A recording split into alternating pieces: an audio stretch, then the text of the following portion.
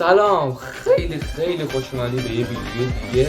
امروز داخل این ویدیو قرار داریم اون چنلایی که مثلا ویدیو خیلی بالا میگیرن و ویدیوهای چرت و پرت میسازن اونا رو بریم نگاه کنیم.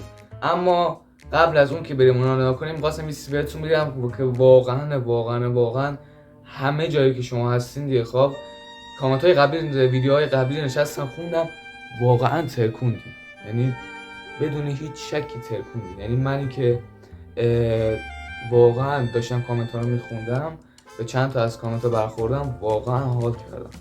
خدا شاهده میخواستم اینجا رو 2 تا کنم، یعنی انقدر من اون لحظه هیجان داشتم میخواستم اینجا رو 2 تا کنم اینجوری در این حد. یک برگشت بهم گفت که مثلا کامنت ها رو خاموش نکن.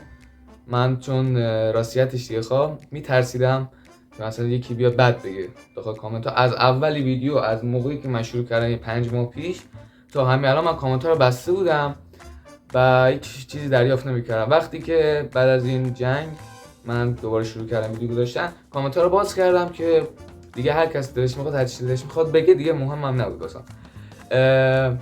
و اینکه وقتی باز کردم واقعا برق سپاس از سرم پرید واقعا. یعنی امیدوارم هر جا که هستین خوشحال، سرزنده، یعنی هر جوری که میخواین، اصلا نمیدونم چی بگم، انقدر هیجانم بالاست چون بعد از مدت ها ویدیو گذاشتم. ویدیو قبلی هم از چی بوده، یعنی قبل از جنگ بود، اون موقع گرفتم.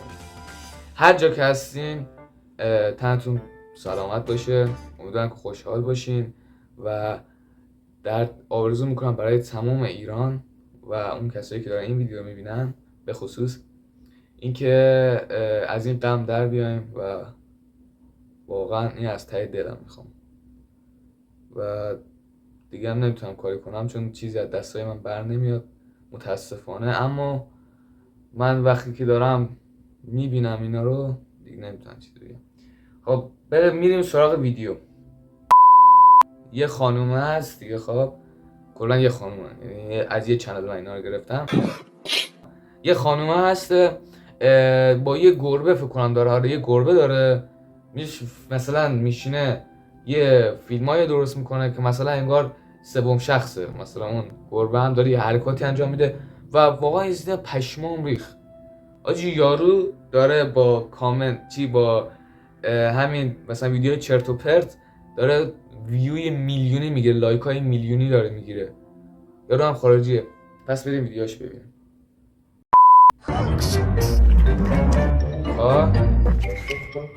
الان من یه چیزی اوکی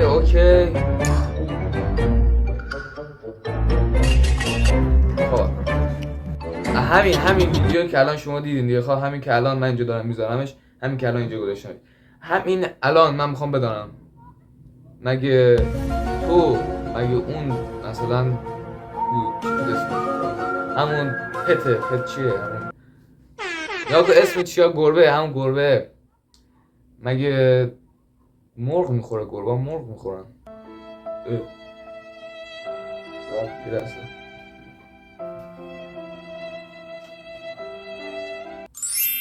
برگشت. مگه که گربه ها دیگه خواه مگه مثلا مرغ میخورن؟ اصلا نمیدونم، من مرغ میخورن، گوشت میخورن.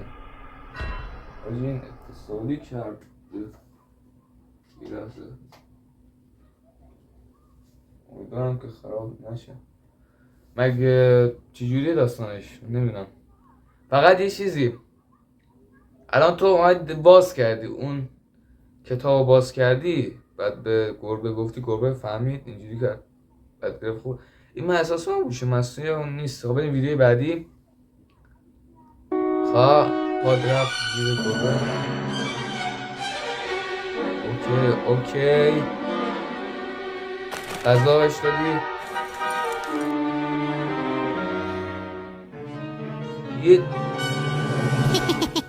بعد الان من مثلا دارم میگم خب یه چیزی واقعا میخوام بگم. پاد رفت مثلا زیر دم گربه، تو دیگه خب پاد رفت زیر دم گربه، بعد گربه گفت افتاد اینجوری. بعد اصلا یه جوری تو داری ویدیوهاتو درست میکنی خواهر من، تو یه جوری داری ویدیوهاتو درست میکنی، حتی انگلیسی هم فکر نکنم حتی اگه ویدیو من ببینی بفهمی، من اینکه ترجمه بزنی. بعدشم چطوری میشه که یه گربه خب انقدر عاقل میشه، مثلا میتونه صحبت کنه، میتونه این کارا رو انجام بده. و اینکه تو چجوری میتونی دیگه خواه یه گربه رو با مثلا دارم میگم گربه دومشو بکنه بذاره اونجا، مثلا یه دوم مصنوعی، اصلا دوم داشت نداشت اصلا ولش، من اصلا مغزم داغون شد. تموم شد. خیلی تأثیر گذار. بریم واسه ویدیوی بعدی.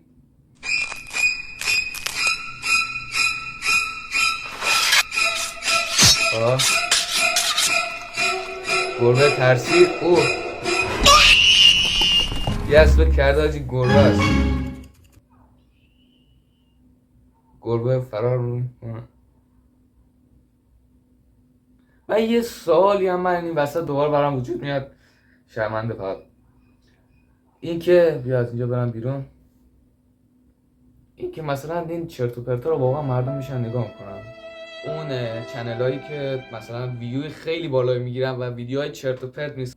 حالا من احترام نمیکنم ولی واقعا نظر من خاص نش. بعد خیلی عجیبه واسم که این ویدیو همچین لایکی میگیره و یه ویدیویی مثلا میتونم بگم بهتر از اون مثلا لایک نمیگیره.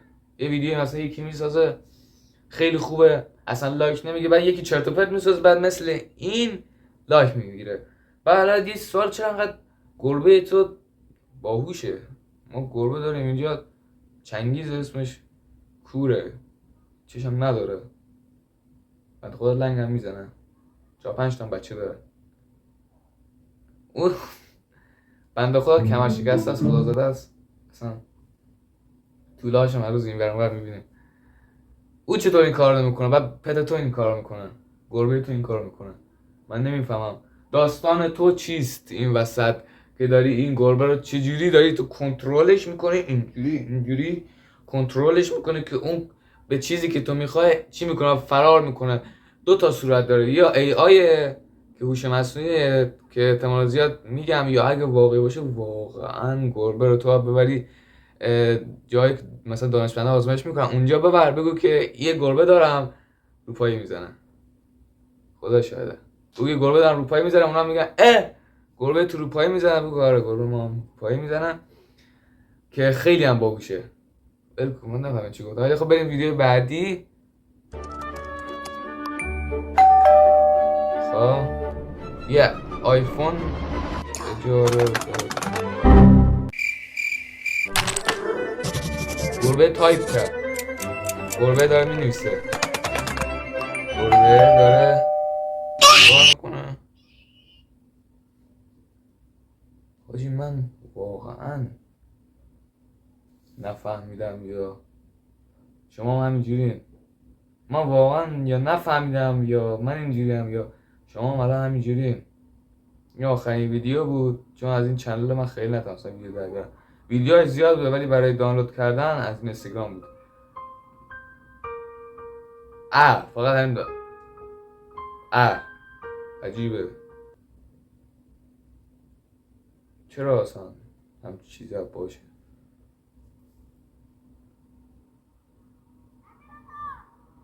ببین دو تا صورت داره، اصلا تو آیفون سفارش دادی اون رفت بالا جایش تق زد، بعد یه چیز دیگه سفارش داد، بعد اون یه چیز دیگه آمد، بعد ارور داد.